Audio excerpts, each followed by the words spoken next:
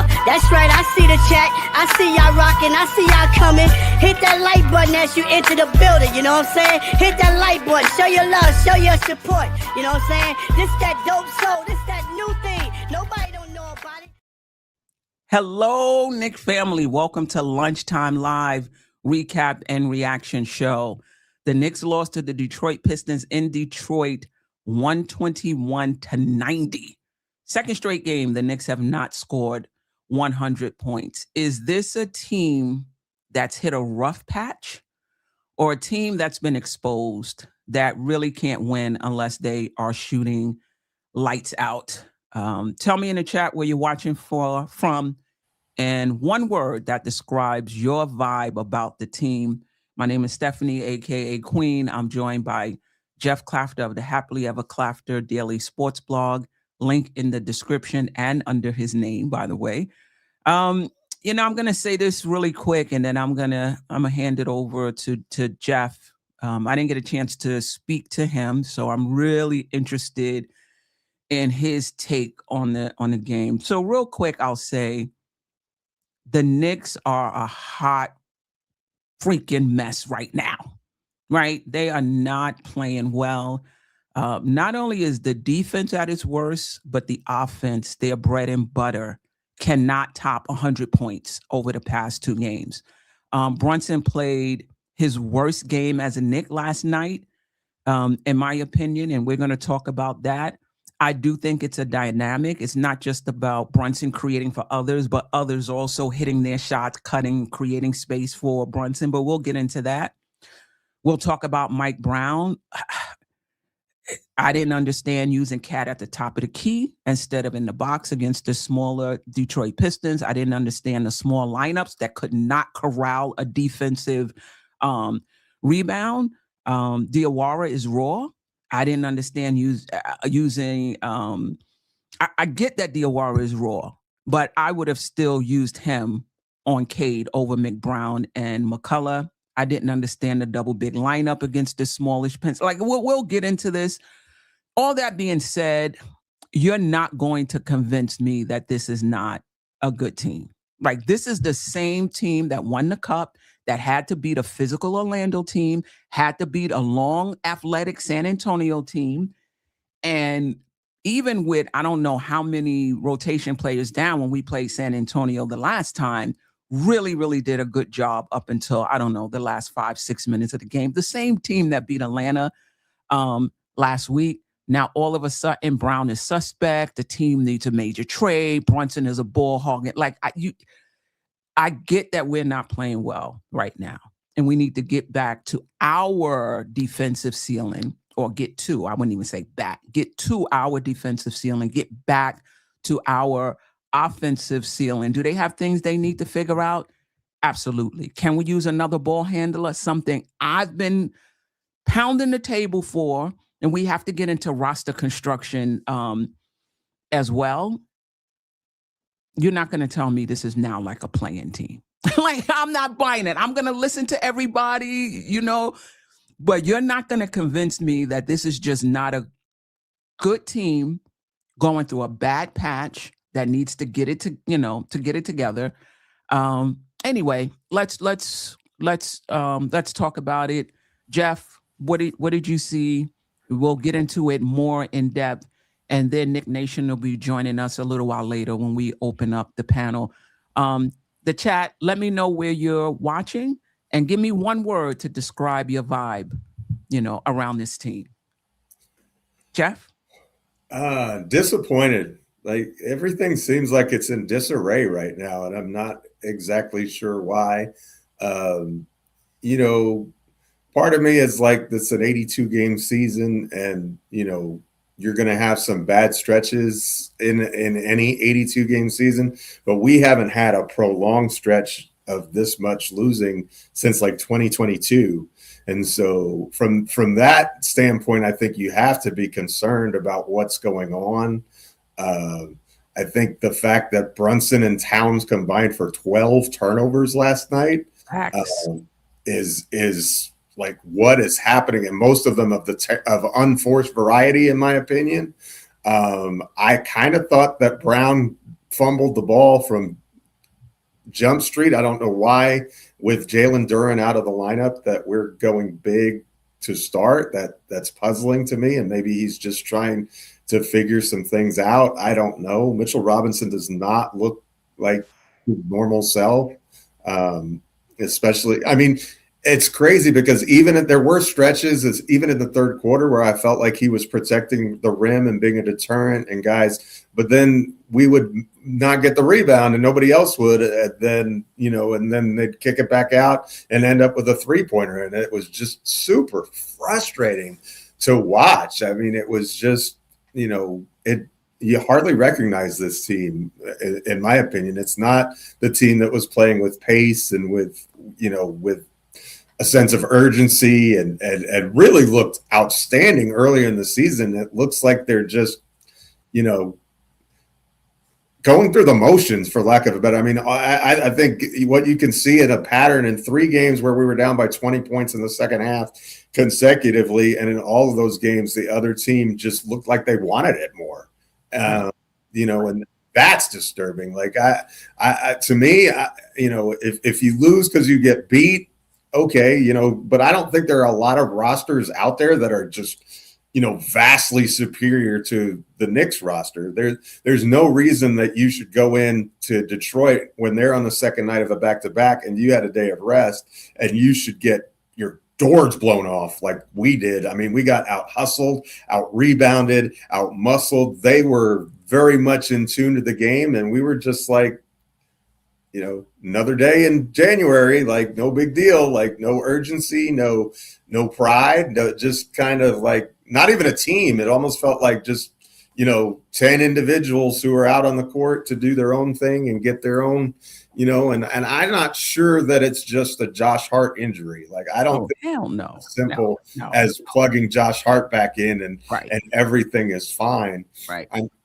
And maybe this is too far afield, and we could pause this conversation if you want to, but I'm starting to wonder if we need an Eric Snow on this team and make Jalen Brunson and move Jalen Brunson to the off guard like Allen Iverson was in Philly. I'm wondering if we need more of a table setter and a defensive stalwart in the starting lineup with him, just to kind of make things run more smoothly. That was, as you said, Jalen's worst game of the year. But I don't think it's a one-off in that I kind of feel like he's been playing like this quite a bit lately. And I've been kind of saying, yeah, he led the team in scoring, but he's not shooting efficiently. And so I kind of feel like this has been brewing for a long time, and then the coffee pot just got spilled and, shorted out your laptop and everything, and now everything is on fire. But what do you think it is, Geoff? Because we have a Jalen Brunson has a large body of work. What do you think it is this season? I'm trying to put my finger on it. I'm not sure. He's, it often seems to me like he's calling his own number much more frequently in the first half, and not necessarily. And I think mostly in the first half is where we've seen him not have good percentages. Right? He seems like I feel like the Jalen Brunson experience over the last month is he's like 3 for 12 in the first half, and then he comes out, and in the second half he starts to make a few shots and get to the free throw line, and he ends up like 10 of 23 with 25 to 35 points, somewhere in that neighborhood, and go from there. And so I'm not real sure like what the specific cause of that is, and maybe it's not even a problem per se. Maybe he's just going through a phase or something like that. But it just doesn't seem like a team right now. It seems like, everybody's just doing their own thing. And as the captain, as the guy who's, the point guard as well, I think that responsibility falls mainly at his feet to get everyone else involved, to make sure that Towns is eating, to, all of those things. I mean, he didn't have an assist for the first time in his New York Knicks career That was crazy. And 6 turnovers is extraordinarily high for him. And I know Detroit has length and blah, blah, blah, whatever, but I can't pinpoint exactly what it is as much as it is an overall feeling of the eye test that something is wrong. Yeah. I mean, let's continue on with Brunson. I agree with everything you said. And we've had this conversation over the years, right? Since Brunson has been here. Will he grow into getting better at the macro part of the game? Like, when should I score? When should I get others involved? Like just keeping all of that in your head. You can be a scoring point guard and be effective. We've seen it. I mean, basically, is your scoring that opens things up for others. Whereas for a pass first, it would be their passing that opens, things up for the ball handler. It's just the other way around. Either one of them can be effective, but it depends on your decision making. It depends on your decision making. Now, last night I thought it was twofold, because two things can be true. I do think there were times in which he came down and just went to work without even, running sets. It looked like to me, not running any actions, just came down and went to work. But I also think that OG and Bridges are playing their worst brand of basketball right now. Cat is ineffective. When that happens, now a team can really crowd Brunson and make it difficult for them. And let me tell you something about this Detroit team, who I think is number one in defense, second in defensive rating on the season, but number one in defensive rating over the last 10 games. This team can crowd Brunson. When he does make the pass to the wing, still rotate out and contest the shot. I cannot tell you. So Bridges and OG, whatever shots they did get, and I think OG only got 4 shots. Whatever shots they did get were contested shots. These wasn't these wide open shots where you getting into the key, everything is collapsing, they spray it out, you get a wide. There's more contested shots over the past during this 4-game losing streak to the eye test, right? There are stats that let you know how far a defender is for the shooter, and so that may not bear out, but for the eye test, these are less contested shots. We're not playing the way we used to play in the beginning of the season, where Bridges would bring the ball down, Brunson would be off ball. Now we're back to Brunson bringing the ball up. This looks like last year's team.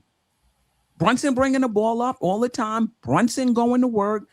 Brunson, much more Brunson centric. And that's on Brunson too. But also, it's a dynamic, in my opinion. Not a lot of movement, not a lot of cutting, not a lot of shot making. Cat, not a lot of help for Brunson. You understand? So Brunson's issues are Brunson issues. I'm not taking anything away from how he played last night. He was a hot mess. And I mean boiling hot. But some of it was also the teammates not helping him out and creating space. And you can argue that, well, he didn't give him a chance. He never passed him the ball. OG, let me tell you something. And shout out to Jerrell. Jerrell called this on the weekly show. OG and Mikal can be taken out of a game. They can be taken out of a game. OG, if a defender is chest to chest and he doesn't have an advantage where you passed it to him and he was open for the 3, or they ran out for him and he can attack the club, they just chest to chest up. He ain't getting nowhere. Lord forgive me when I said his handle was improving at the beginning of the season. He don't have an offensive bag when he's chest to chest with a defender. I think Mikal Bridges does, but he is so passive that if you just put a finger in his face, he passing the ball. I'm like, come on, And Cat, I mean, I don't want to talk about everything at one time. But my point is, in terms of Brunson, he's been a mess. He hasn't been at his best. I think we do need to revisit. This is what, year 4 with the Knicks, whether or not we need to move him to shooting guard. I thought Bridges would be that guy that you could play him with Bridges, play behind Bridges. Bridges can play behind him and kind of run the offense. I think, nope. We need an actual another guard. A DeJounte Murray type. Doesn't have to be DeJounte Murray. I know he's injured. A DeJounte Murray type. Somebody mentioned, I think it was Andrew K., Sean Livingston type. To your point, an Eric Snow type, for those who go back to the Allen Iverson days, where sure, Brunson can see some point, sometime, on the ball as well. But we might have to talk about moving him off the ball, just in terms of his just not getting the what do you call it? The line between when to pass and when. I just don't think he's getting it. Anything else on Brunson? Yeah, it's kind of a thing though too. It feels like to me a lot of times when he gets in these matchups with a guy like Cade or Tyrese or one of those, he just kind of takes it personally and wants to like go one against the world. And I kind of felt like that was the case last night, but it's kind of a chicken and an egg argument, right? Because OG hasn't been able to hit a 3 either, even when he has been open of late. His numbers are way down, and Mikal is just not aggressive, and a lot of times for a week or so there, Tyler Kolek was coming in and providing that spark and maybe some of that playmaking that we were missing, but even he is kind of, I don't want to say figured out, but kind of, NBA defenses are kind of keyed. Okay, he's in the game. This is what he does. This is how we can take advantage and those sorts of things. And so, but we're not playing the same way we did. We're not playing with pace. We're not getting the ball across the timeline in under 3 seconds. We're not executing the game plan, because those are the things that Mike Brown wants to do. Mike Brown says, rule 1, get the ball across in under 3 seconds, then attack the paint and spray and pray. Like, that is his system. We're not seeing any of that right now. And this is the point that I wanted to make, that's in conjunction with yours. Even when we did get in the lane against the Pistons last night without Duran, they had like 1,100 blocked shots. It felt like every time we went in the lane, it was coming. Spalding was tattooed on the guys' foreheads last night. So it's not. And I remember a play specifically, and I don't want to.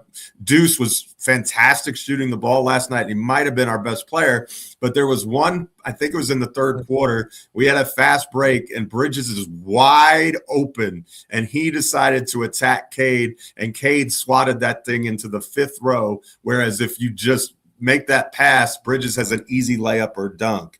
And so, that kind of decision making, I think hurts. I hate to pick on McBride because I thought he was the only Knick who I can look at and say, yeah, this kid played really, really well last night. And not just from a shooting perspective. And I don't forget your point. Well, you don't have my condition. I think you'll be fine. Not just from a shooting point. He matched the level of intensity and energy you need to play against this team. The Knicks came out like they were strolling in Central Park. They are a physical team. You played them last year. You've played Orlando. You have to know that if you don't match a team's energy and physicality, you have no chance. And the Knicks did not match it at all. I thought Deuce McBride was the only one that played with energy and I mean, how physical can you be against Cade? But you understand what I mean? Like, his energy was there. I didn't see that from anybody else on the team.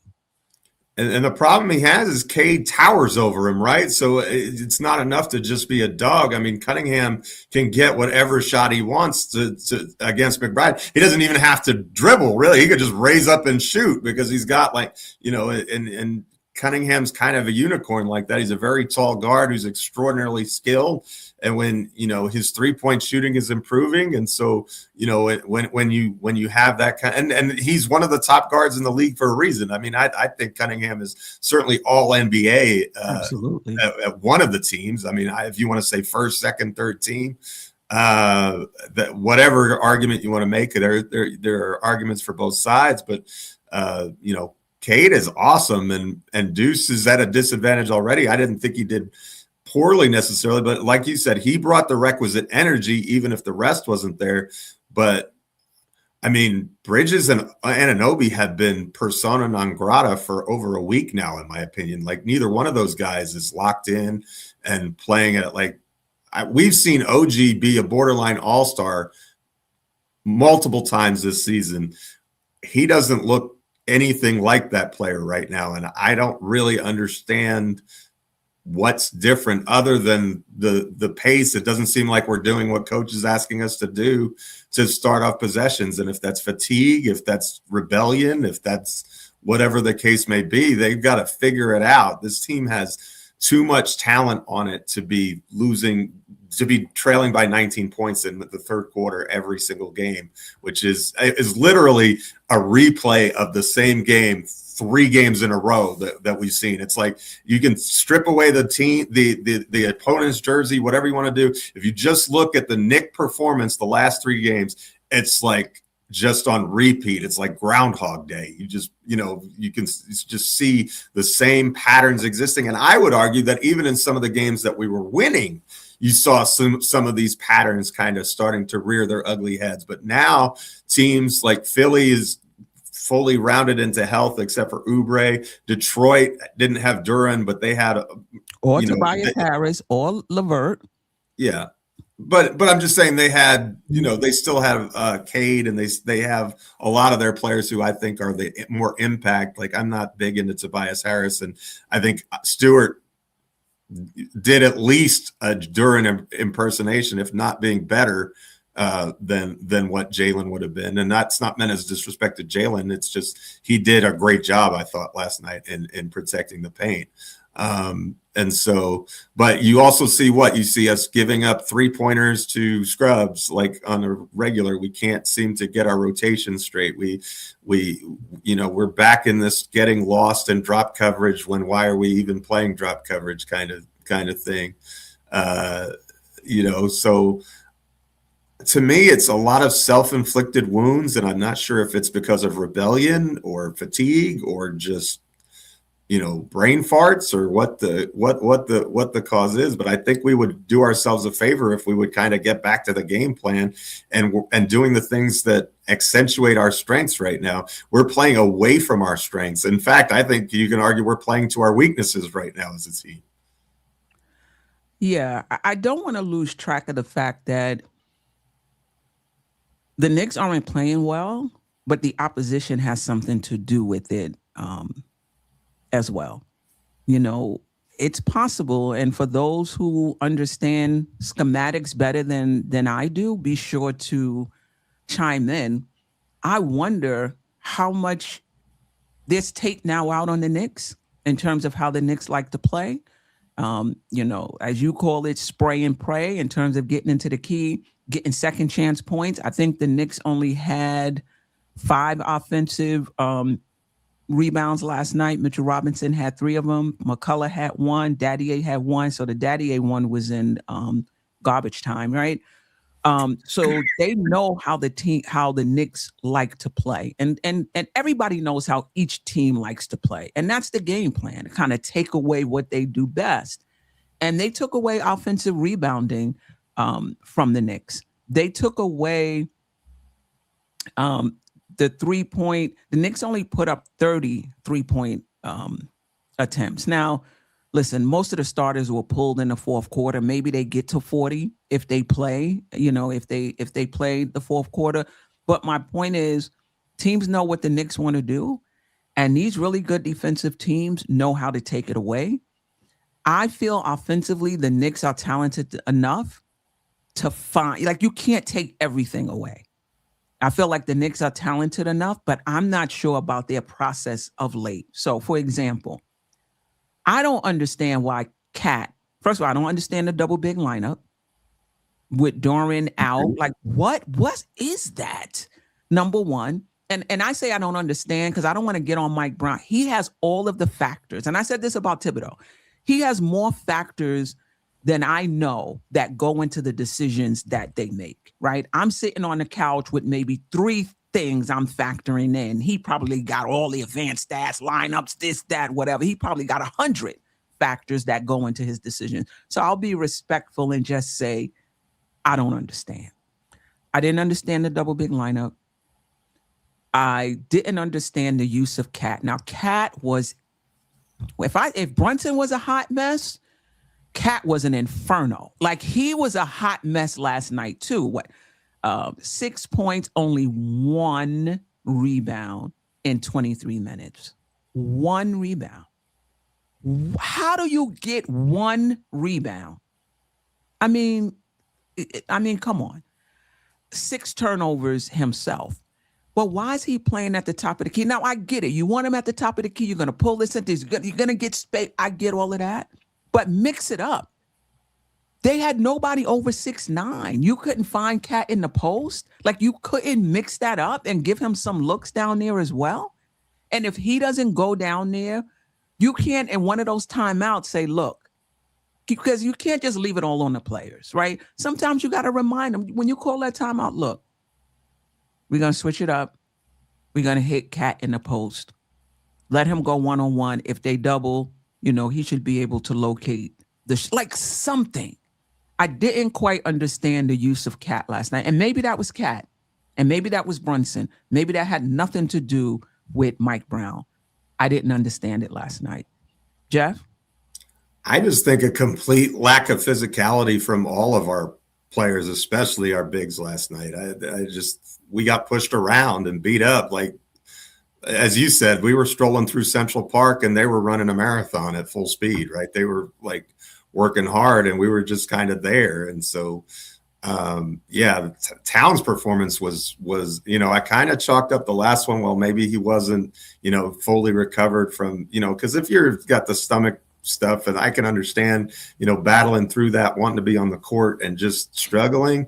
But last night was just, and it wasn't just him, like everybody outside of Deuce was bad, but he was like unrecognizable bad. Like, I think that's one of the worst games I've ever seen him play. And I don't know if he's tuned out to Mike Brown. I don't know if they're having beef or discussion, but the word is that he and Thibodeau didn't get along that well either. So, is that on him for not accepting coaching, or is that, is it on us for not giving him more looks and getting him? Like, I completely agree with you. Why are we being so stubborn and only Cat can only get the ball here and do this? I understand that can bring some advantages, but when the defense adjusts, you give them a different look and you make, you make them do something else. But we're not cutting, we're not running, we're not doing any of this. Very much, they station to station baseball, as the saying goes. Just, I'm going to stand on first base and wait for my guy to hit a home run. And Jalen's been striking out as much as he's been hitting home runs lately, and so we're really seeing that manifest itself. And I, as someone who really likes Karl Anthony Towns as a player and believes that the Towns Brunson pairing can work, I've been consistent about saying that, and it's just weird. They just are. It's not even that they're not on the same page. I think they're not in the same universe right now. It's like there's no, like, they're not. It's almost like a married couple that's not even talking to each other right now. You know what I mean? And it's like, well, why is that? Like, because they're both team first guys. Like, that's the part that's puzzling to me. Like, Towns is a team first guy. He's willing to sacrifice his own stats for the good of the team. And Brunson has been that as well. Brunson, when you ask him, he's like, I just want to win. And so you have these two guys who say they just want to win, and then they're not doing the things that lead to us winning. And, they're both all NBA players. So it's it's really bizarre. I mean, it is a small sample size, but it's a sample size that's growing, and not in a good way. And if you think that the Clippers game on Wednesday is going to be a piece of cake, I got another thing. You got another thing coming. I mean, that's a team that's playing much better of late. And if you think Kawhi Leonard and company don't want to come into MSG and do the same thing that the Sixers did the other night, you're crazy. I mean, we're gonna. Every game is a struggle and a battle right now, and we've got to figure things out. From a grand scheme of things, I think Shamet and Hart will help because they offer us better point of attack defense, which I think has really been lacking from everybody, including Deuce. As well as secondary ball handling and playmaking. Yes, and so you have all of those things, and so. And maybe it's and again, it could just be, as you said in the thread, it could be just a rough patch. I don't know. They look broken, but I don't think they're permanently broken. I think it's one of those things where we're beating ourselves right now. But as Dr. Seuss once said, unslumping yourself is not easily done, and we're in a big slump right now. I will say though,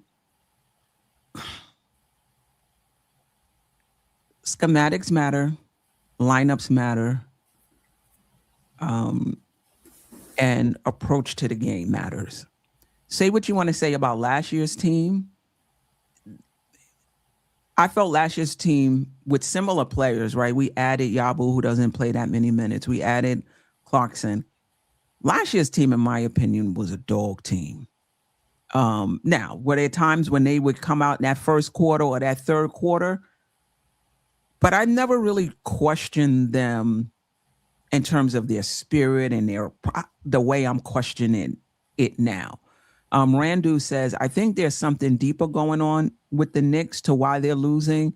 And Wiz said something earlier. Salute Queen and Geoff. What is going on in the locker room is my question. This looks more like lethargy of an emotional type rather than fatigue or lack of talent, even though we still have flaws. And I would add, despite lineups that I didn't think were optimized and despite schematics, right?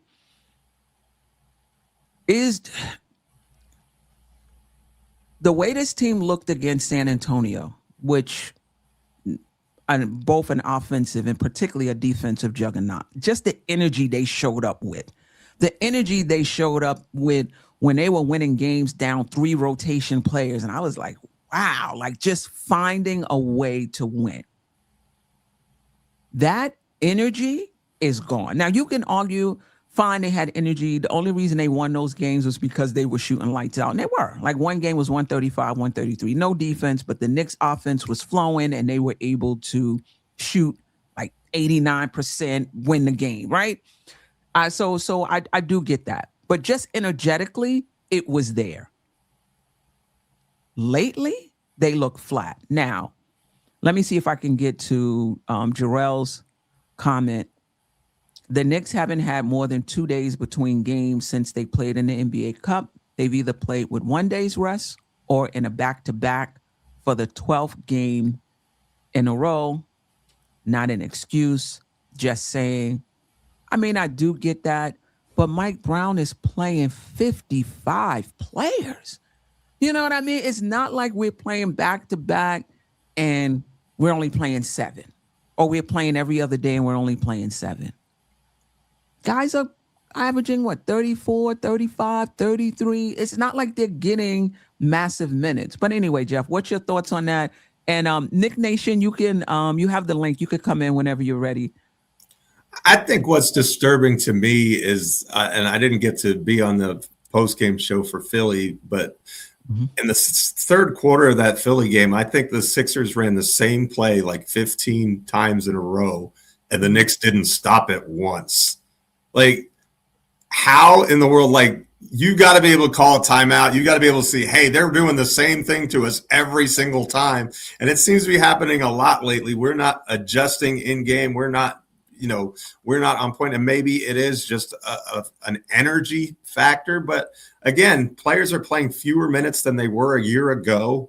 I guess Robinson was out completely last year though. So, at this time, I don't think he came back until March or April. So, even if we're getting him every third game, it would seem to be better than it was before. And in terms of that, we've had some injuries, but again, we're playing 10, 11 guys a lot of nights. And so, I don't think it's just a matter of we're not playing the kids as much as it is we're not getting anything from these kids on a lot of nights. Like, I think Kolek's production in the last 3 or 4 games has declined considerably.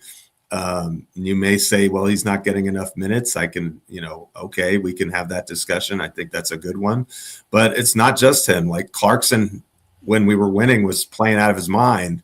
And I think Jordan's been pretty invisible the last couple games himself, and he was efficient last night though, Geoff. He only got 20 minutes. I would have played him more. Okay. And again, it just from my perspective, I just didn't notice him. That doesn't mean he didn't have an impact, and so, but I think that's with a lot of the guys, like, Huckporty, Diawara, all of these guys are, if they can, if you're counting on them for a shift or two, even a game or two, I think you get away with that. The longer and the more that you rely on them, I think that the more you see diminishing returns just because of their inexperience as much as anything. Not that they're not going to be good players. I just, they haven't done it yet. And so you go through these up and down periods. And right now we're on the downward part of the roller coaster, and it's not quite as fun. Yeah, shout out to Knick Nation. I will say this before I hand it over to Knick Nation. I am not really expecting much from our young guys.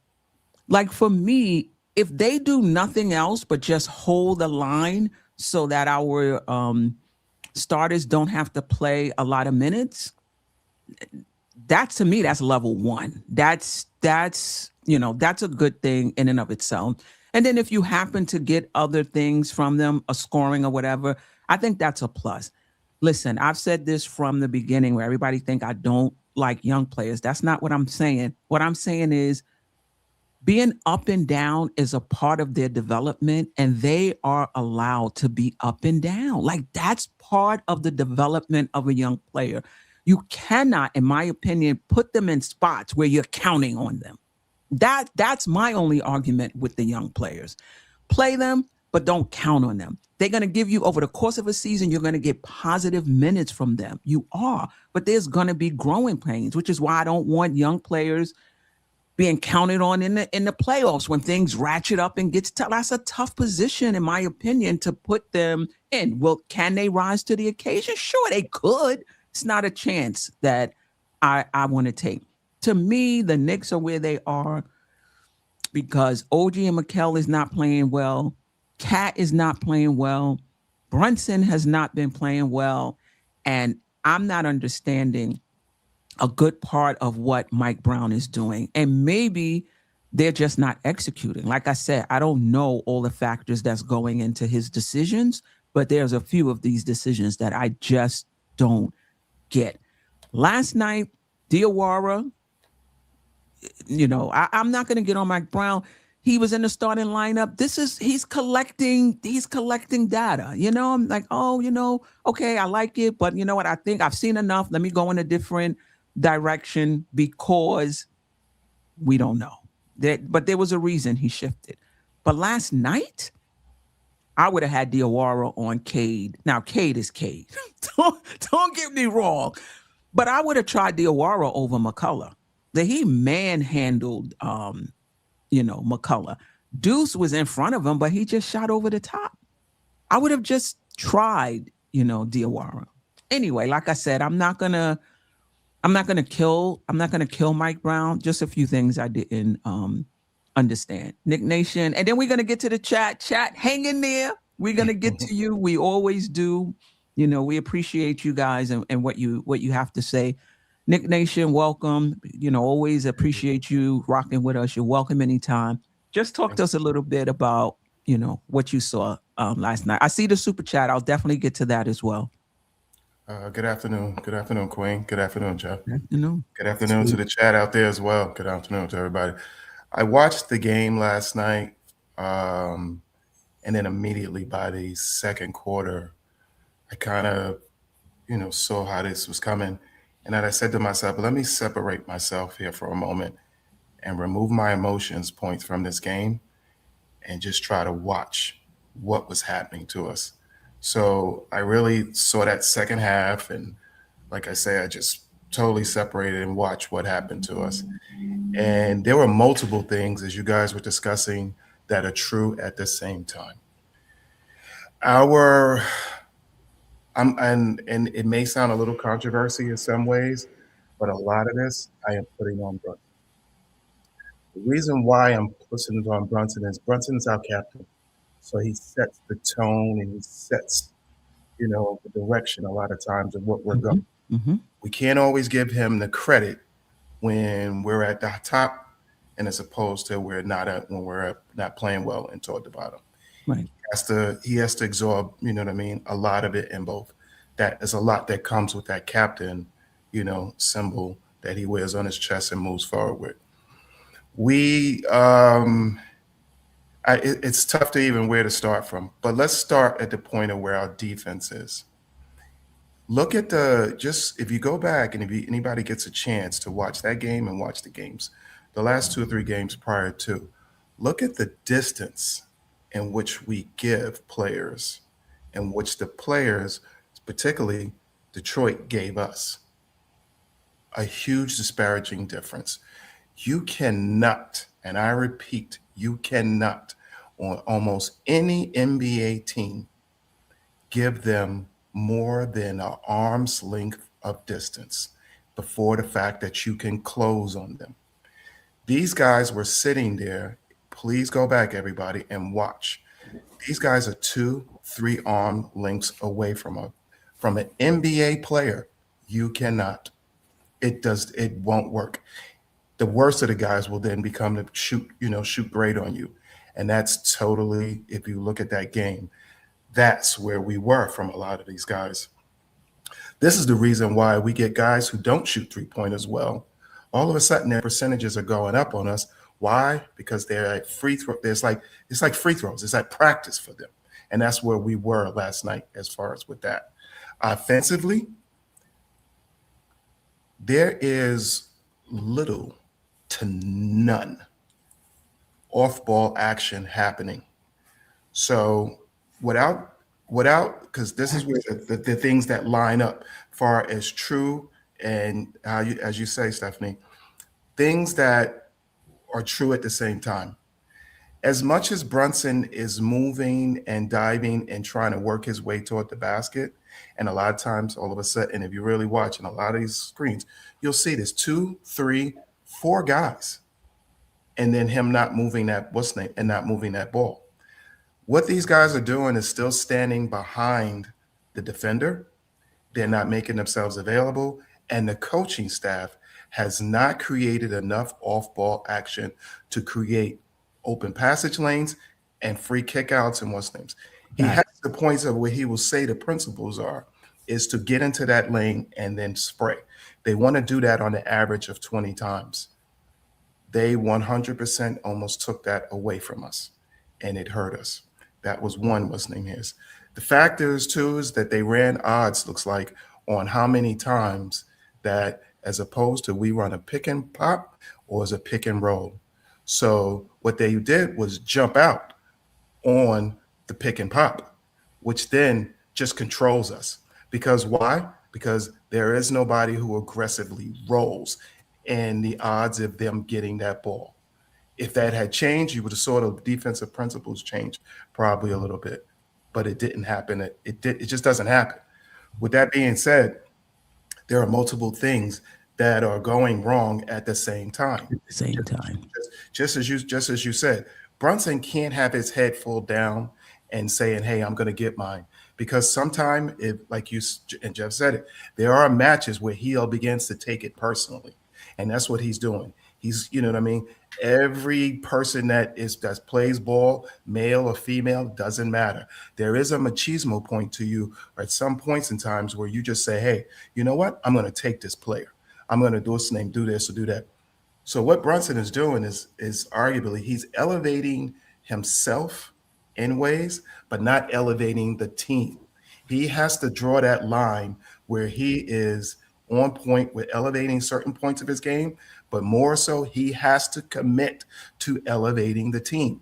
And those two things can't be true at the same point in time. Those are 2 points where you have to stand separated. And what Brunson right now currently is doing is elevating his game and not elevating the team game.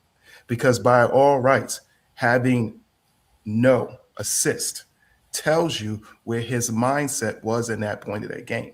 There was, you know what I mean? As a guy with a handle like him at one time, there's got to be some point where you could drop it off to a guy to get a guy an easy basket.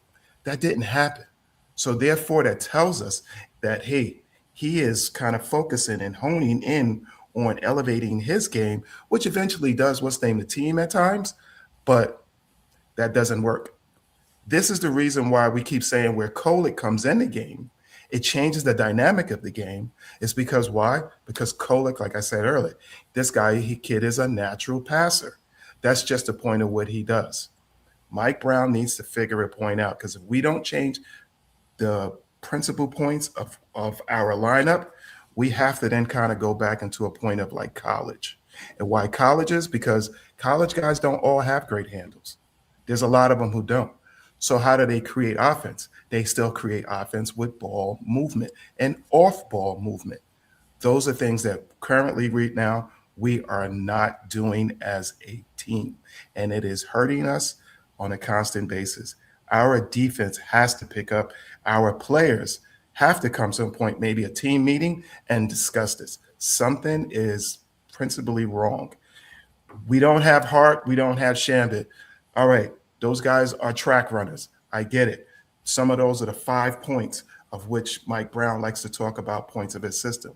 These are the reasons why he loves why he loves these guys, because why? Shamit gets to that corner principle. He's doing that, he's doing that cardio. He's getting in that corner. He's always a lot of times the first guy in that corner, or if he's he makes a quick dart point to the basket. That's a staple point in his system. The second point of it is Josh Hart is pushing the pace of that system. Without those two things, we are definitely lost at what's name. His whole system, like I say, it begins to crumble once you start removing, places of dominoes of it. And that's what it looked like last night. They removed quite a bit of our dominoes, which then gave us no continuity to do anything. Smart move on the coach's part. And that's just where that was my, Yeah, I get that. That's my take on it. The question I have for you, though, is why all of a sudden? Because we've been missing Josh Hart for some time. We've been missing Shamit for some time. Is this the Knicks going away from their principles, or is this Detroit in particular being able to take it away, what the Knicks like to do, and the Knicks not responding? Because remember, just the other week we beat Atlanta. We played Atlanta. Atlanta was the last opponent. 99 points. We didn't hit 100. The defensive issues are legit, but now our bread and butter, the offense, is now a hot mess. Haven't topped 102 games. We've been without Josh Hart. We've been without Shaman. We were still moving the ball and cutting and getting actions and hitting shots. And listen, you could tell the difference between, hey, we're doing those things and we're just not knocking down shots. And we're not doing those things. And from the eye test, I don't feel the Knicks are doing those things and just missing shots. They're not doing those things. So my question is that just them getting tired of buying into the system? Is that just Brunson going rogue? Or is that the defense of particularly these last two teams figuring it out and making it difficult for them? Well, there's a few factors in there as well. Mm-hmm. Level of competition, 1. 2, game film. And a lot of times when opponents begin to build up and get game film on you, and they understand the principles of your offense, there are countermeasures. We are not able to counter those countermeasures. We're a very young team in this system, and right now, just naturally, we can't counter their countermeasures. There are not enough of IQ players that are currently on our team that know that Mike Brown's system and what's the next avenue to do with it. That means that the coaching staff, point blank, has to implement that when he has time to. And currently, right now, we don't have time to. So what they have to do is reasonably go back to the core point and the simple points of the system and reevaluate what they've done and what they're doing wrong. And currently, we don't move. The first step is to move fast enough. We are not moving fast enough. It's like tell me the ABCs, but you skip and go B, C, D, E. You know what I mean? We're not getting to the first point of A, which then is breaking down the point of the whole system from there. And that is getting the ball past half and then moving and moving to the point of where these guys are.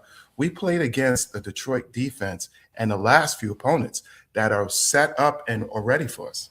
That's not what Mike Brown's system is. Mike Brown's system is to try to separate you from that, to get you a point off balance. These teams are defensively and schematically on balance, and that hurts us because why? Once again, like you said, Steph, we don't have the ball handlers to just say, hey, I'm going to break one guy down and go, you know what I mean, and make that and create an advantage. Because if you could break your TV down, they have to rotate. Somebody is open. You find that guy, you give them. Who's creating the advantage for us besides Brunson?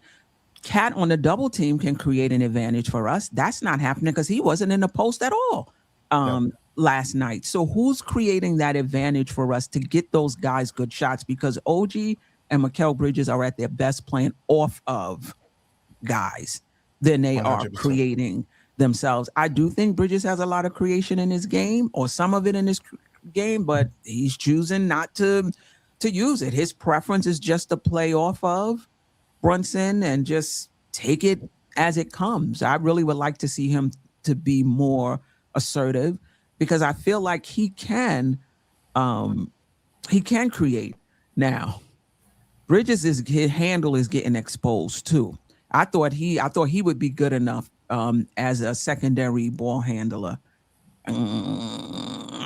So I don't know. Before we get to the chat, Geoff, you want to add anything? I think that Knick Nation makes a lot of really valid points, and really one of our biggest things is we're not cutting and we're not moving. Like the easiest person on the basketball court to guard is the one who's standing still. And I don't know if that's effort, energy. I know it's not schematics. I know that the Mike Brown system is based on cuts and moving and those things. And we have players who those are their strengths.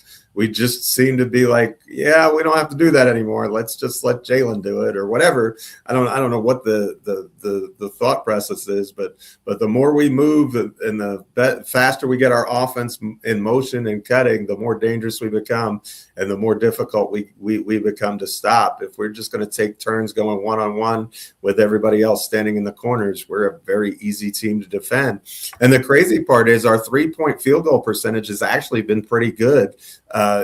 Even in our losses, it's not like we're shooting 15-20% in a lot of those games. We're getting a high volume of threes, and we're even making a decent volume of them. It's what we're doing the rest of the time that really is short-circuiting the offense, in my opinion. I mean, I think if you look at the last 10 games, we've had several games where we've been 36, 38, 40% on a large volume of threes. So I don't think it's just that we're not knocking down shots from three or we're selling. That part is still kind of solid. It's everything else that getting if you're not getting threes, you need to be getting dunks and layups. So we're not getting those right now.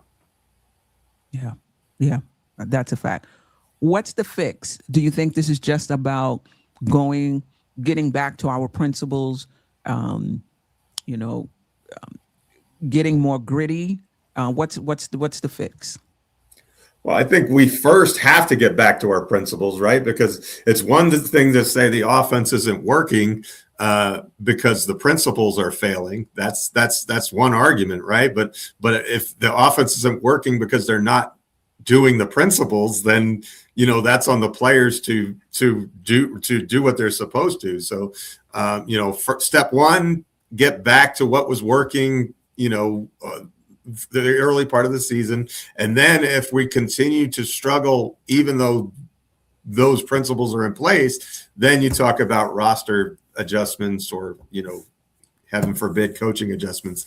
But, so I think, first of all, it's getting back to playing Knick basketball. And a lot of that is energy and commitment to out hustling and cutting and being active on both sides of the court. And we haven't seen that at all. Yeah. Yeah. Well, no rest for the weary. I think we play Wednesday, Fridays, and Sunday. Yep. I think we play the Clippers at home, and then we're on the road. we're on the road. So no rest.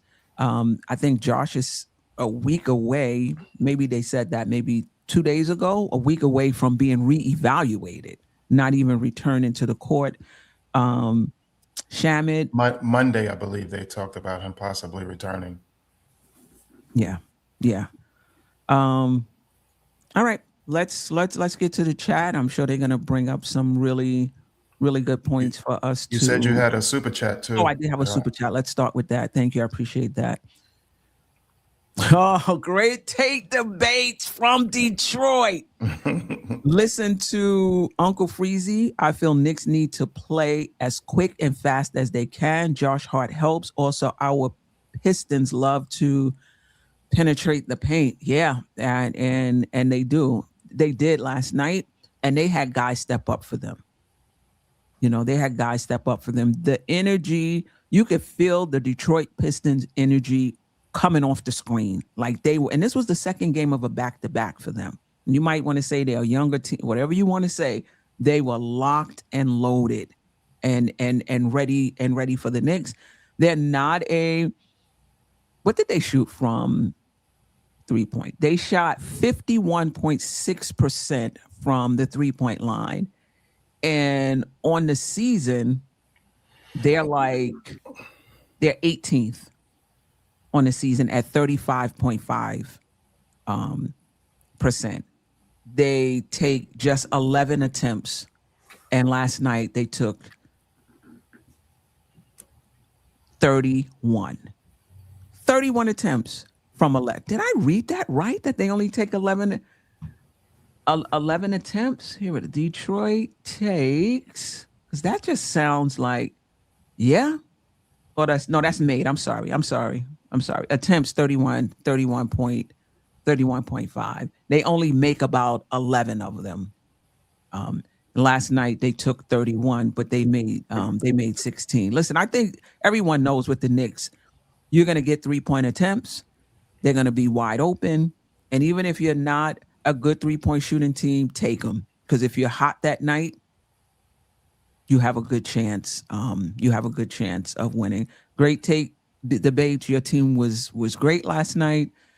Cade Cunningham was good. He's not really a good 3-point shooting player, but last night I think he made 3 or 4.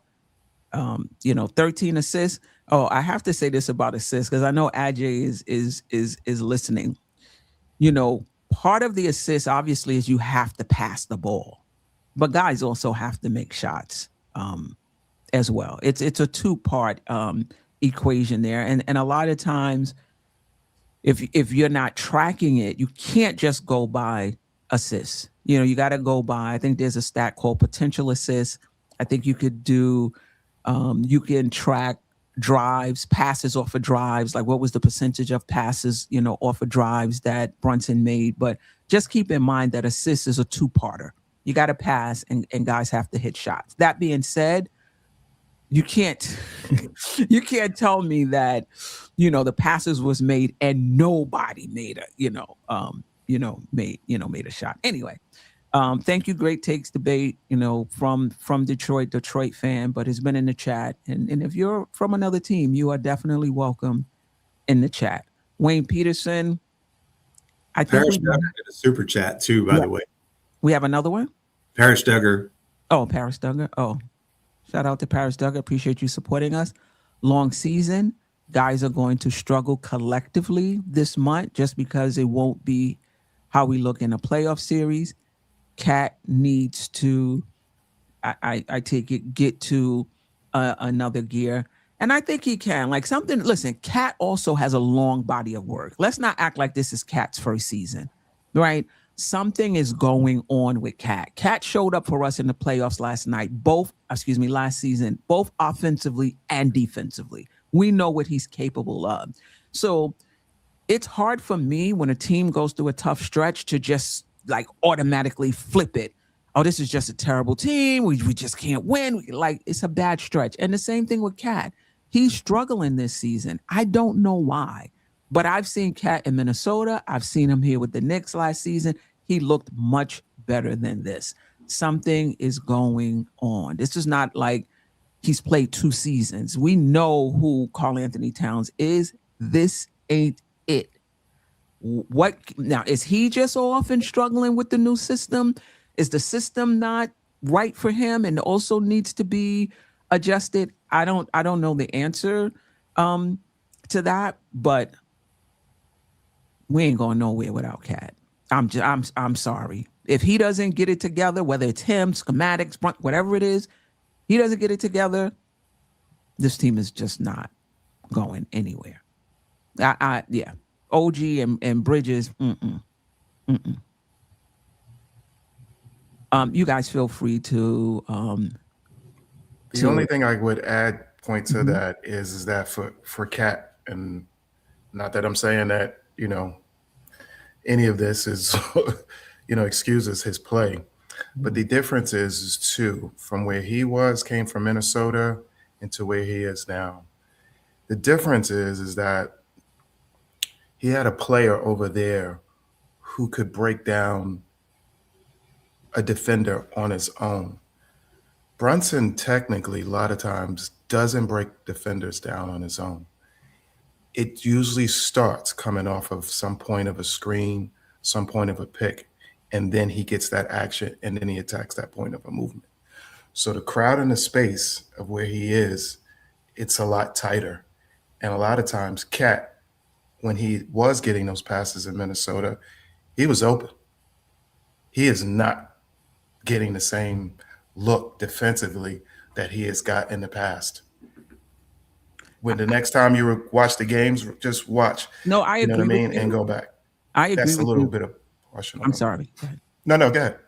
I agree with you this season, but last season, Cat had the best season of his career with Brunson. So I guess I'm saying, what's the difference between last year and this year? He had the best season of his career. I would make the argument. Oh, sorry. I would make the argument that it's the coach's job to put his players in the best position to succeed, and that means all of his players. So if Cat's not getting the number of touches, if he's not getting the ball where he's supposed to, then Mike Brown needs to fix that. Like that's part. I hate it when coaches are so here, Jeff. Yeah. But it's not happening. I think it's a regression, if anything. So if that's the case, then I think you kind of need to look at why, he was brought here for flexibility. Well, why isn't he being flexible with the offense so that it features an all NBA player? That doesn't, to me, play to your players' strengths much more than have just a system and have the players fit into the system.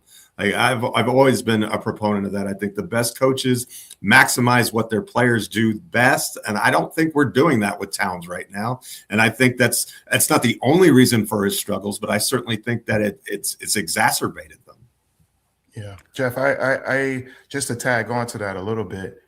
We also have to remember Mike Brown is an orchestrator of this system. He's not an implementer of this system. He has an offensive, he has a defensive, coordinating offensive coordinators. It's the offensive coordinator. Like I say, he has to come up with something to get Cat easier looks and easier baskets just in general. But we just, I know it's a disparaging point of a difference, but there is a difference. Mike is orchestrating it. He's not creating it.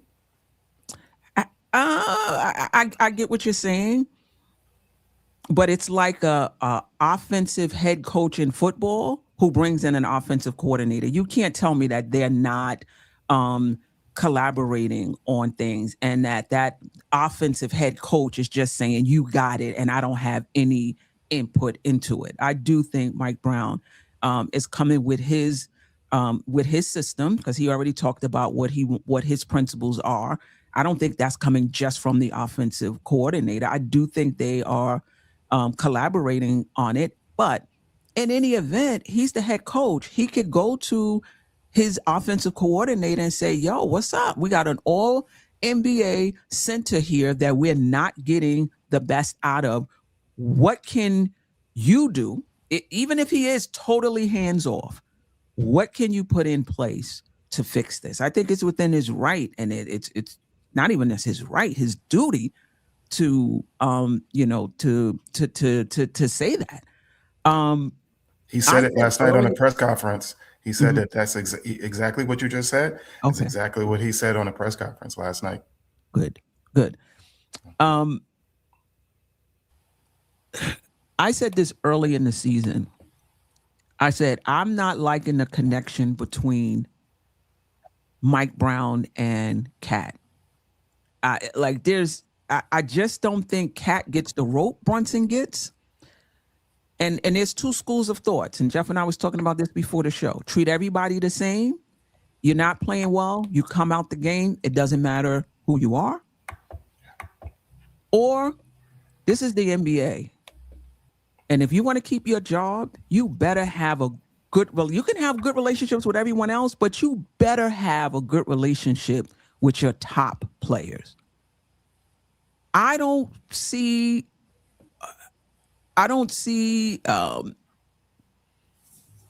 where Mike Brown is making things easier for Cat. And I see that Brunson has a longer rope than Cat does. And I think Cat's rope should be as long.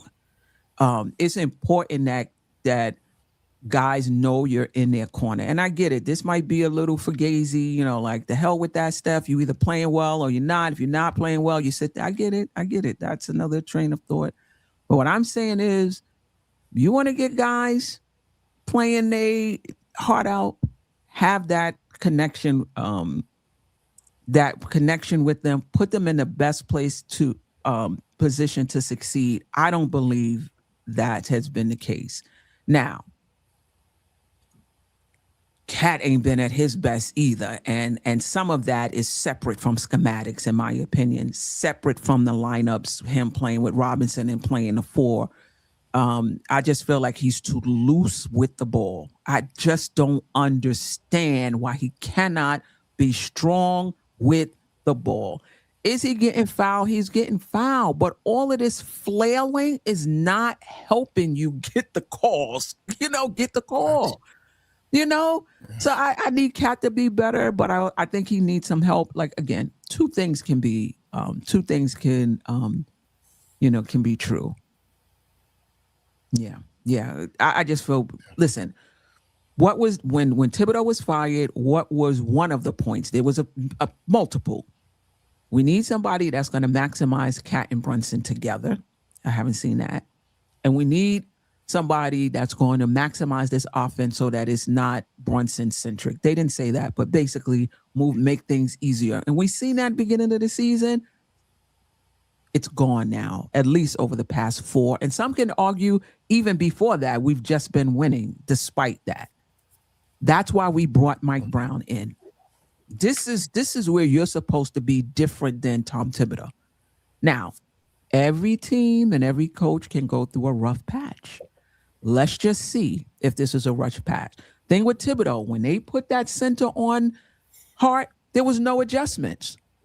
Whether putting that center in action and getting a switch off with Brunson, whether it's taking Hart out with McBride, like there was no adjustment. If this is a matter of teams figuring the Knicks out, it's going to be interesting to see what the adjustments what the adjustments will be. Parrish gave us another super chat, by the way. Okay. Yes. Thank you guys for keeping an eye on that. Paris Duggar, appreciate you rocking with us. Appreciate your generous super chat. Got to push back. Cat needs to know what his bag is. No one can help him if he doesn't lead with how. Brunson never needs a pick. It's their offense. It's I think Cat can get help. So I do disagree with that. He does need to be better, but I think you can put him in more favorable positions. There are times when Brunson does need a pick, depending on who's guarding him. There are times when he can get into his bag in terms of the hesitation and, and his handle and get into the key without a pick. But there are some times when he does. It's helpful. Last year, he refused almost every screen they set for him. Like that, he would almost always go opposite the screen. It was frustrating to me. I was like, why are you not taking the screen? But that's just how he likes to operate. And in fact, during the playoffs, a lot of what we ran last year were ghost screens because he does like to reject the screen so frequently that it was just easier to set the ghost screen and let him go to work with a little bit more space instead of bringing the defender all the way to the front of the action. And if you saw Mitchell Robinson's screens last night, I think you would argue that they were useless. They were just literally bringing the double team to Jalen instead of providing any advantage. That's a great point, Geoff. I agree with that. It's their offense. Yeah. So over the last, let me see if I can get to this real quick, just to add some context to what Paris Duggar is saying.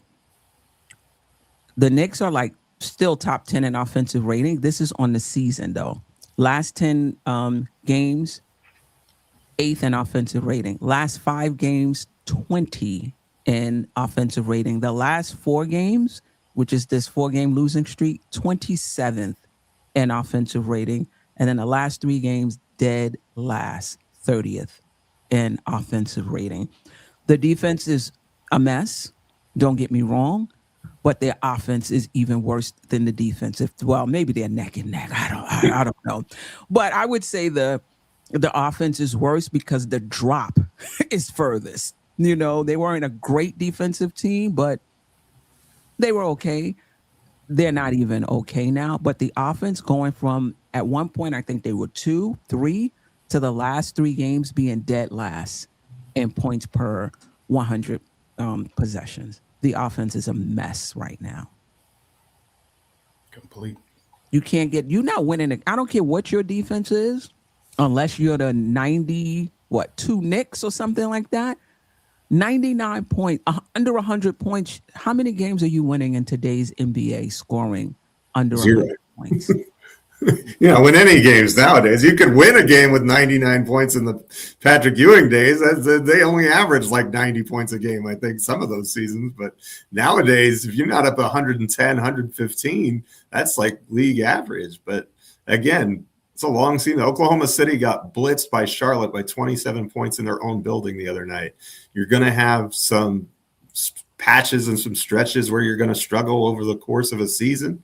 Is it alarming? Yes. Is it concerning? Yes. Do we need to keep an eye on all of the things that are going wrong right now? Absolutely yes to all of those things. But over the course of 82 games, typically the talent figures it out. And we have a lot of talent on this team. So my confidence is that we'll snap out of it and we'll figure it out. But hopefully that's sooner rather than later, because we have it's brutal because it's a West Coast swing, but we have 5 games on the West Coast coming up, and you do not want to continue in the doldrums and have this 4-game losing streak turn into 8, 9, 10. That's what we need to avoid. We've got to put the brakes on, get a solid game under our belt that instills confidence, and build from there. The Knicks are now in 3rd place, and Philly is breathing down our necks now. Yeah, and playing well. We definitely have more questions. We actually, honestly, right now have more questions than talent, and that is concerning. Yeah. Now, is this just so we need to get our troops back? And we'll talk more about this Thursday. Do we need to get our troops back? Or is this we need to tweak this roster a little, or we need to make a major change? I was going back and forth with Ajay last night, and it just kills me when we're playing well. Oh, everything is great. This roster is good. And then we hit a rough patch. Oh, now we need major. It's the same team. It's the same coach. Now he's suspect. If you weren't calling for roster changes before when we were playing well, it's one thing if you was like, whether we win or not, I think we need A, B, and C, which I always thought we needed another ball handler, even when we were playing well. I've been saying that from the beginning. And I think we don't talk about enough is the roster construction of this team. Oh, we got to be better defensively. But look at the team. Look at the roster you constructed. You're not going to be a top 10 team. Sorry. With, in my opinion, with the roster you constructed. You're just not. So I think we have to look at that. We have to look at this as well. You bring Cat in to pair with Brunson. Basically what you're saying is we're going to be a top-notch offensive team. That's what you said when you brought him in here. I'm not saying our defense can't be better, but look at how this. Then you bring in Yabusele. Then you bring in Clarkson. Like, what defense are you expecting? So, the team is getting a hit, criticism for the defense. Mike Brown is getting criticism for the defense. But we also have to talk about. Let's not let the front office and the way this roster is constructed off the hook as well when it comes to defense. Yeah. And last night was that Sherwin has been saying this all along. I didn't think our height in most games was a factor, but last night it was.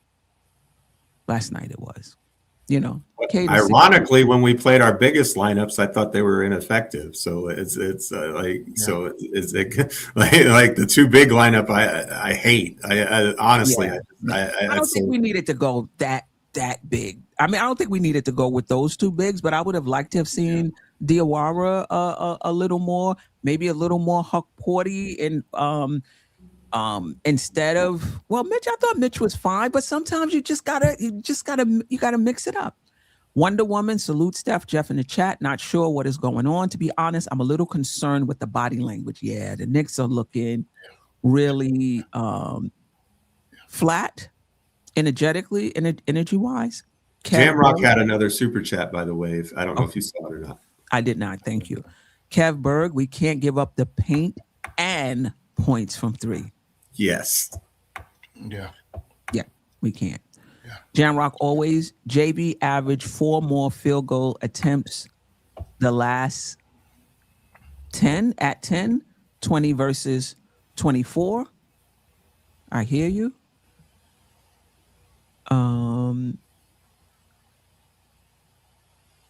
Okay. Diawara seems to be in the doghouse, but I don't know why. Yeah. Born Freedom 5592. Why is no coach telling him to move the ball? Mike Brown indirectly was talking about Brunson in the post game when he said the ball doesn't move anymore. We hold on it.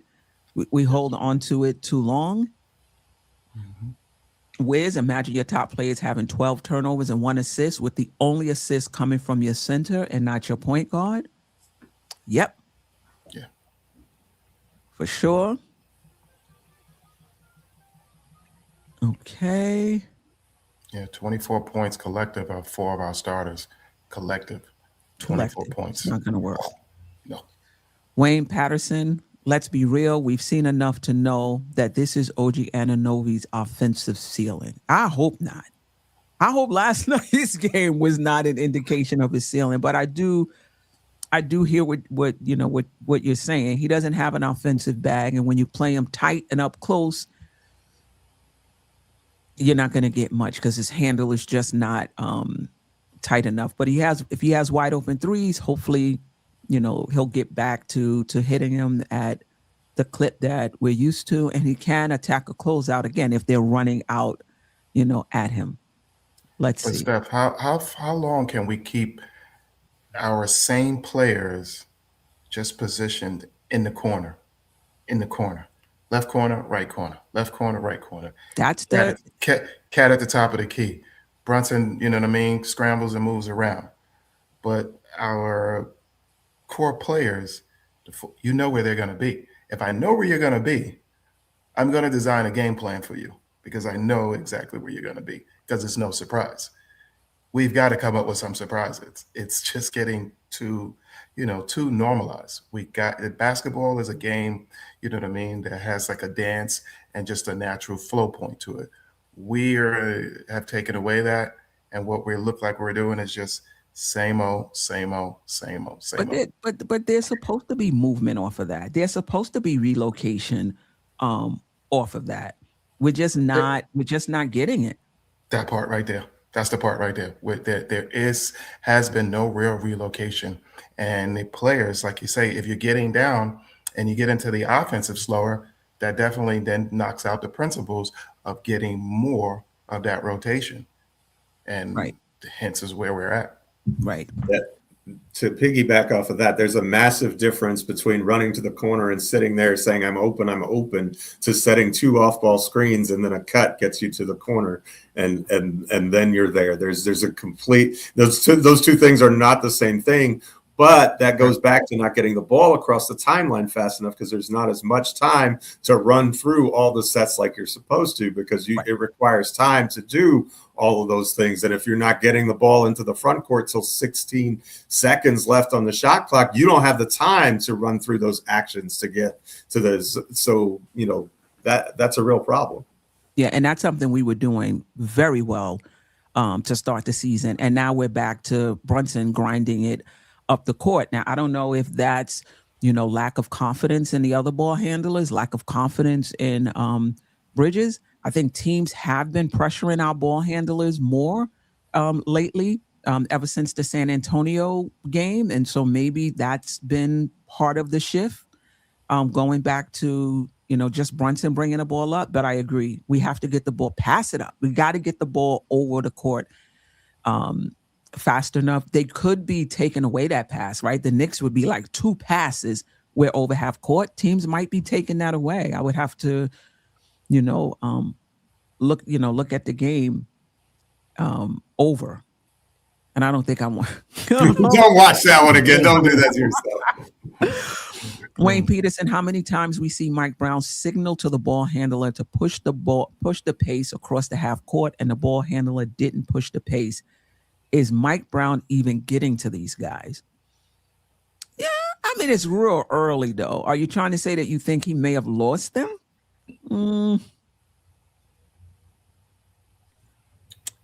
Utilization as well, because we asked about, like you say, Steph, another ball handler. We have another ball handler. We don't utilize him in that way. I don't know if we can utilize him in that way, or they should have started him off that way, and that's Clarkson. Because you're not just going to easily steal the ball from him. He's a guy who will bump and push you off. In Utah, to your point.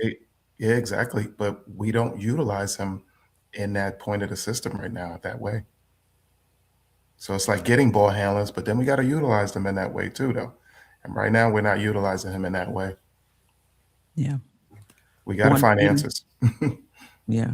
Born Freedom, to Jeff's point, or Nick, or it might have been Nick Nation. The last 4 games for the Knicks look like copy and paste. Andrew K, this wasn't the real Knicks we saw last night. No. Slow double big lineup versus the fastest, most physical team in the league like Philly and Detroit. Dumb decision. One word to describe this team is unrecognizable. D Grant 63, I know it's not time to panic, but I've been saying Knicks cannot win with Cat. Leon needs to think real hard about this trade. I never saw that Cat was the answer. Listen, Cat was one of our best players in the playoffs last year. I don't think we lost last year because Cat didn't show up. He's not playing well this year. We need to figure it out. I don't think Cat alone is the reason why we're on this 4-game losing streak, but he is not playing well. I will say this. I do think that if this team flames out this year, there'll be serious consideration Absolutely. given to Giannis for Absolutely. cat move in the off season when we have draft capital that we can send that way as well. So, I think that they are on borrowed time, so to speak. I think they need to figure it out and have a strong showing this year. If this team regresses significantly in terms of even regular season play, sliding down the standings and then flames out in the playoffs, I think that you are going to see that they're going to say, well, this combination doesn't work and we need to figure out a different one. Mm-hmm. Andrew K, good point, Geoff. We aren't doing the little things. Why do we even try to do pick and rolls when we never throw lobs? 90,000 picks with Mitchell Robinson and JB just to draw Detroit's two best defenders to the ball in Jalen Brunson. That is a fact. Great point, Ducksaurus Rex. I don't think it's a rough patch. I think we are being exposed as this has been trending this way even in our wins. Brunson can get his shots whenever he wants. Okay. I think this is the other part. Get the other players up and running and not looking for his shot first. Also, our defense has been trending this way for the past 10 games. Yeah, I think that's true in terms of getting other shots, but Mikal and OG has been a non-factor as well. I think it works both ways. When they do get the ball, they've been ineffective, and Mikal Bridges has been. I mean, this is him. He's been very passive. So I think both things are true, and they need to play off of each other. Brunson drawing the defense, passing it out to them is great. To your point, we need that. But them hitting shots so that the defense has to stay honest and give Brunson the opportunity to operate. It's a two-way. It's two ways. D. Grant, Knicks always have problems with very physical and athletic teams. I think the Knicks aren't rising to the occasion. Remember, in that Cup series, we beat Orlando, which is a physical team. We beat San Antonio, which is an athletic team. We lost to San Antonio the second time. But the Knicks were right in there up until the last 5 minutes or so. Which Knicks team is going to show up? The Knicks team that's going to match the physicality, or the Knicks team that's just going to come in sleepwalking like they did last night? Because we've seen better defense from this team. We've seen crisper offense from this team. And we've seen them play well against athletic teams and against physical teams. Now, if you want to say that was just a one-off, they got up for that game, that they can't really play at that level. Something that we do. I think we do need a player with an edge to him, because without Josh Hart is the only player that has that point of an edge point to himself. We definitely need, one of these tough guys in a point up here that does a little bit point of an edge to it. It sets a balance point and, a point for a team for how we're going to play. And right now we're extremely too passive. You know what I mean? You need somebody out there firing people up and saying, hey, get on your man and take it personal. Right now we're just not at all. Yeah. Wow. Heroic Avenue, so super. Players have gave up on Brown and Leon Rose. Wow. Rick and Jalen Brunson have unfettered control, and the team is revolting against them, especially since guys like OG and Mikal got paid.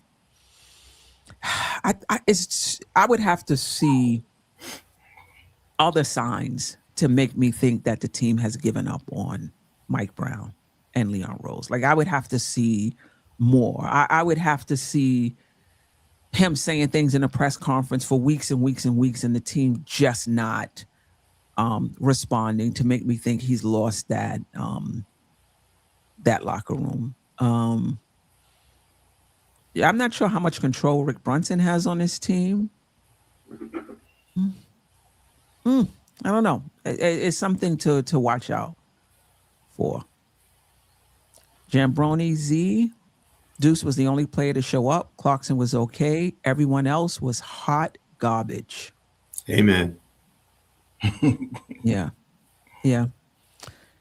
Anything else I mean, we could go on. we could go on. Yeah. Ruben Nunez, if this is your first time, welcome. If not, welcome back. If you're new to the chat, if this is your first time, put first time in the chat so I can shout you out. Brunson has to carry too much of the offensive load. Nobody is consistent. Jerrell, we don't just need another ball handler. We need another creator, someone that can create for themselves and others. Brunson needs to be off ball a lot more. I agree with you. Like when I'm talking about a ball handler, that's what I mean. Like somebody that can handle the ball, not just get it over half court, but can actually run action so Brunson can feel comfortable being off ball. Yeah. Totally So agree. And that's what you thought you were getting when you ran Kolek and Brunson and Clarkson in there with, we've run some lineups to try and do that in recent days. And I don't know what happened to them necessarily, but, I think that concept is definitely something that Mike Brown recognizes. Yeah. Great take debates, Detroit fan. Jeff, Detroit killed the Knicks on the offensive boards in the third quarter. Very noticeable by my brother, who is a Knicks fan. I did not. This McCullough, Brunson, Kolek Deuce lineup, I think it was, or Clarkson might have been in there, and Mitchell Robinson. The tallest player after Mitchell Robinson was McCullough. And I was like, what are we doing here? And they got like 2 or 3 offensive rebounds right off the bat. And I get it. Maybe you want more offense, in there. They're not a very tall team, but they were taller than that. I just didn't get the really, really small lineups with McCullough. I didn't get it. I'm sure there was a reason behind it. I just didn't get it. Yeah, another super chat as well. All right. Jamrock, always appreciate you rocking with us. Keon Ellis and Justin Champagne, both good defenders and both make $2.5 million. This team needs some infusion of defensiveness players and another shot blocker. Those defensiveness players need to be able to shoot too. Like we need some two-way players as well. I'm not sure if I'm willing to just bring in somebody that plays defense and can't shoot the ball. All right. Bridges and Stones, first time here. Appreciate you. Welcome. Hopefully you'll come back. Brunson has to lead sometimes by doing less. When no one is touching the ball on consecutive offensive possessions, even if he is scoring, dries out the rest of his teammates. That is a good point. And that's what we talked about, this having the macro in your head. What do we need right now?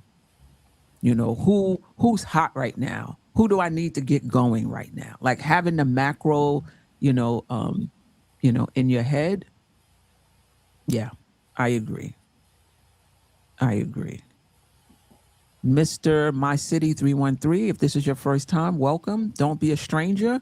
We're on during the week. He's only going to come to gloat when the Pistons win. He's a Detroit guy. That's fine too. That's fine too. You're welcome. Put Stu for plus 2.5 blocks every night.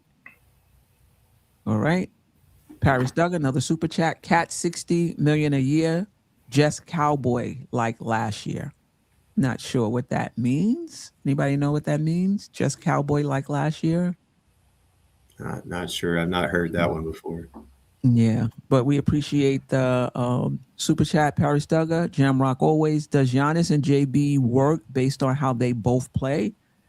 I'm not a fan of JB and Giannis together. I think both of them are better on the ball. I don't think Giannis is a shooter. I like Giannis and Cat better.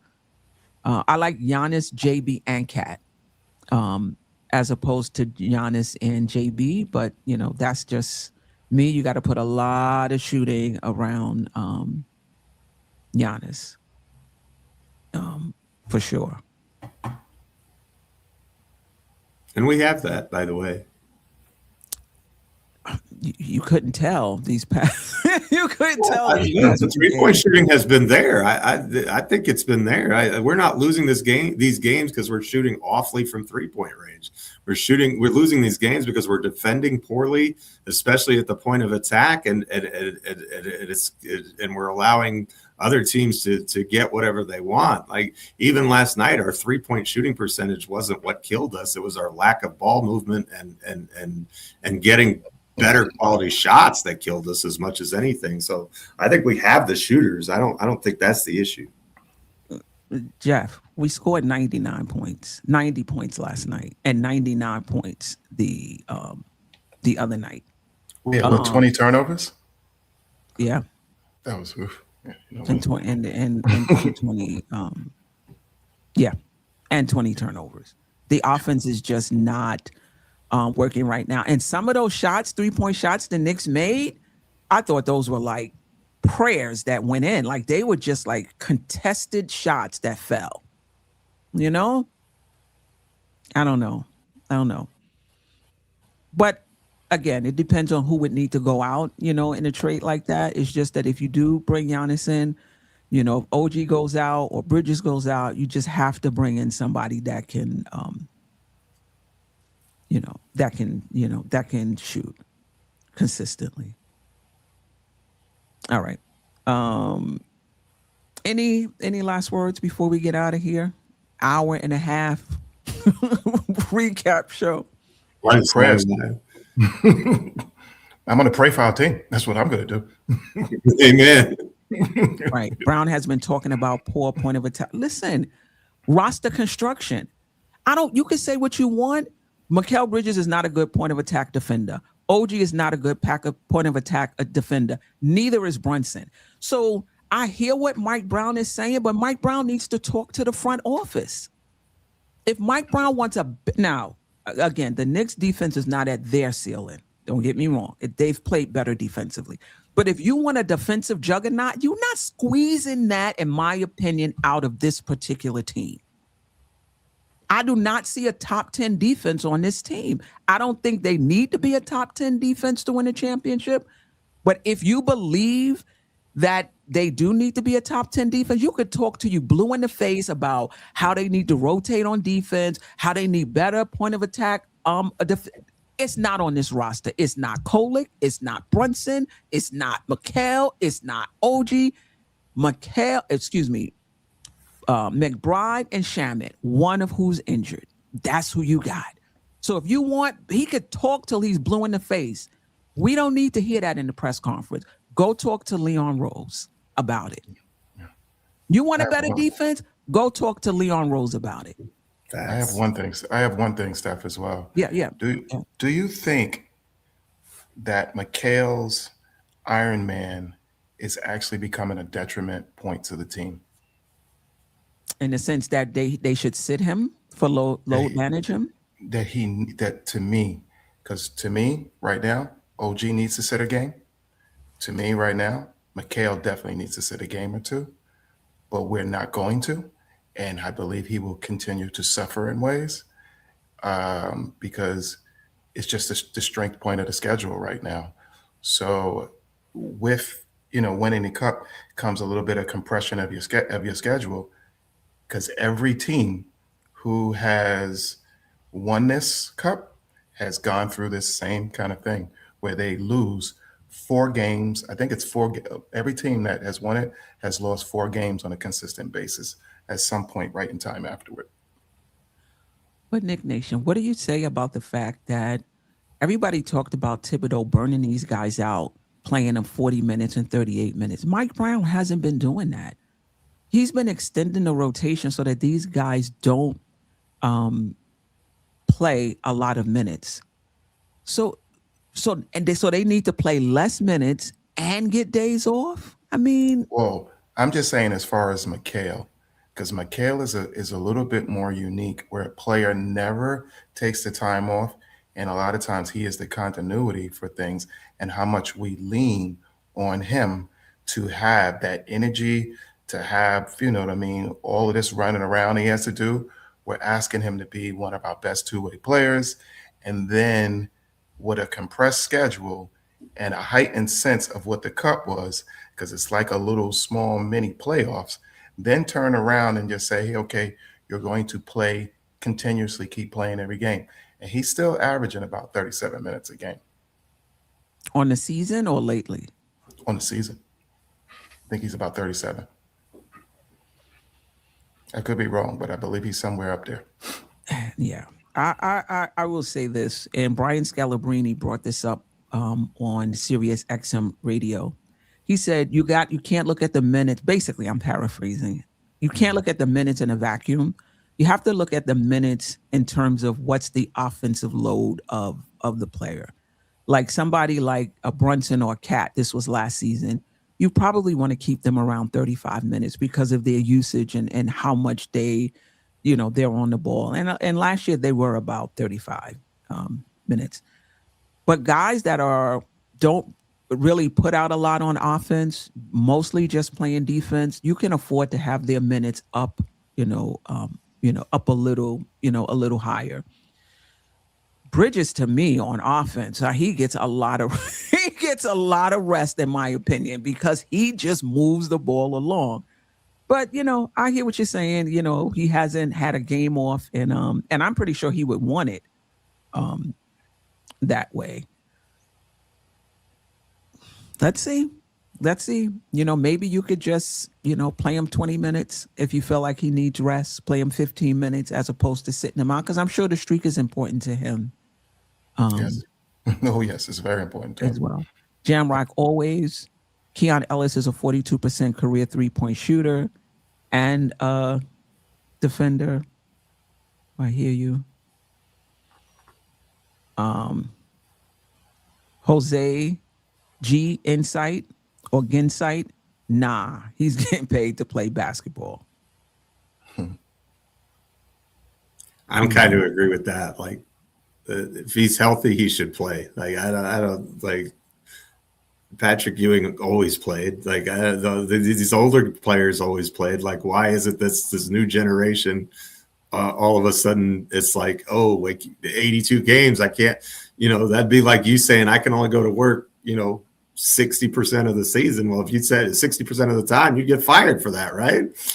When you're supposed to show up, bring your lunch pail, and go to work. If you're not equipped to do that, then you need to train harder. But these guys train full seasons right now. I think the expectation is just lower now because we had all those load management teams, and you have that Kawhi Leonard philosophy where, I can only play 64 games, or whatever. But, guys used to play the full season all the time when they weren't even in shape. So why can these guys who are in the best shape ever not play 82 gails? Like, if that's his strength, then, I say if he's not, there's not a medical reason to play the kid. That's how I will always look at it. There's just times I just believe that you can grind but so hard, but at some points in time, your legs are just not fully underneath you. Because as a former athlete, there were times, and even a Muslim, and I was always considered really in great shape. But there's certain times where you're grinding, doing a lot of things, and where there's just a point in time where your legs are just not fully underneath you, and your body just needs a little bit of a recoup to reset. It happens to everybody. I don't care what athlete there is. It happens to any athlete. There's just times where your legs are just not truly underneath you. There are exceptions to the rules, like Jordan, but you know what I mean? These are rare. So I just think that he, needs a little rest. I just think sometimes, players need to, and even just to sit back and watch the game and sometimes reflect and see what's going on. You know what I mean? On a live point.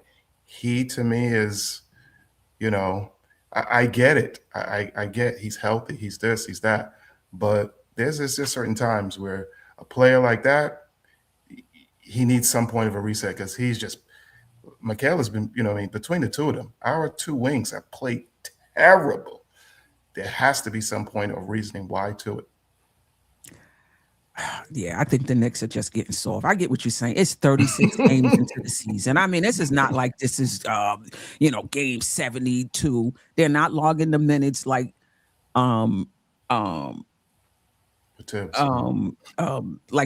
they were last season. I hear what you're saying. I'm not discounting what you're saying. It's 36 games into the season, or 37, whatever it is. I don't know. Ruben Nunez, appreciate you. Tibbs ran a much slower offense. Didn't he have to expend so much energy on the offense? It was basically run the shot clock down for our two best players can get a good shot off. All right. So now, listen, they were standing around with Tibbs. That was a problem. Now the offense is much more fluid. That's a problem, as far as the defense and the legs is concerned. It just seems like a lot of excuses for this team. Jamrock, always, there is a thing where we can start Bridges and play him less minutes in a game. Okay. To me, Mitch and OG has had 4 games of rest. It's time. It's time to get back. I feel like they've been resting in this. But I hear you. I hear you. Those are fair. Those are fair points.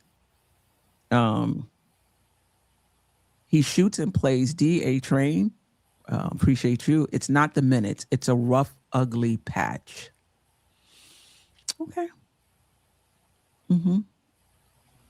Parish Doug, I think us fans need to pace ourselves a bit. We're going to have a few dips in a season. Let's just relax a bit. Yeah. Well, we're right back at it tomorrow. We're going to be, do I have the, I don't think I have, let me see. Do I have this here? Oh, hold on. My bad. I'm trying to find. So Wednesday, we're going to be at Ben's Crab in Valley Stream. DJ Shuttle will be DJing there. It's also his birthday. And then it'll also be a watch party. We'll be watching the Clipper game. So I will be at Ben's Crab. I thought I had the flyer here, but I did post it on X. So if you go to my profile, you'll see the flyers. Ben's Crab, Valley Stream tomorrow around 6:30 p.m. watch party and celebrating DJ Shuttle's birthday. He'll also be DJing during the time. So yes. Lee said, am I based in New York City? Yes, I am based in New York City. Jeff is in Texas, Knick Nation, North Carolina. Did I get that right? Yep, North Carolina. Yep, North Carolina. Queen City. Queen City. All right. Anyway. See, I'm in your town. So. Yeah. There you go. I like it. Bring it full circle. That's awesome, bro. Full circle right here. Shout out to Lee, man. Lee, I heard y'all last night, nick of time. I did my rounds, and I stayed with you guys the longest. Yes. I love shout out to Lee. Definitely shout out to Lee. Between you and Jay Ellis. Yeah, they went at it last night. I loved it. On Brunson, I love the passion. The back and forth. The only thing I will add to that is you can't expect Brunson to be Cade. He's just not Cade. Brunson needs to be the best he can be, and he definitely was not that. Last night. Yeah, they both had valid points for sure. Yeah, for sure. Yeah, we wanted Brunson to be much better, and I think K. Ellis was just kind of adding some context to it, like we talked about today, that Brunson needs to be better, but those other guys, if they're better, they make it easier, for Brunson as well. Anyway, I appreciate you guys over there. I appreciate the chat. I appreciate the silent listeners. Definitely appreciate the replay gang and Jeff, Knick Nation. Man, you two make this show go. Anyway, we will be back Thursday, right, Jeff? Mm-hmm. For the Clipper game. That one will be at 12:30, and I will only have an hour because I will be on my lunch break. Hopefully it's a win. Come on, boys. We need to get on the right side of the ledger here in 2026. Let's get a W. Right. Please. Jamrock, always, we were 26th in pace last year, 24th in pace this year. True. Keep in mind, though, that offensive rebounds extend a possession, so that could impact the pace stats, right? It's not another possession. It just extends the possession, so that can impact your pace. Anyway, we could be here forever. I love the vibes from the chat. I love the vibes from you guys. I think we're really, doing a good thing here, just getting everybody, involved, and that will continue. Thursday will be a double dip, 12:30 for the recap show, and then we'll talk more about Brunson and Brown. I think I want to do I cram to understand. A lot of negativity around Brown right now, a lot of negativity around Brunson. Years ago, if you remember, we did the I Cram to Understand series where we would just bring in a topic that was hot in the chat in the Knicks community, and just it's really about understanding each other's views as much more than it's about convincing each other and who's right, who's wrong. Just understanding the different perspectives on Brown, understanding the different perspectives on Brunson. Jerrell, I'm at work, not work. Maybe I shouldn't have shouted you out. Your boss is coming. Yeah, don't get fired, Jerrell. Right. Channel is dope. We appreciate you. We're working on it, man. We talk about this. We're working on it. Anyway, until next time, I appreciate everybody. Peace, family. Sister, you're one of a kind. Yes. Oh, sister, it's time you That's her. shine. Dope Soul. Where you at? Dope Soul.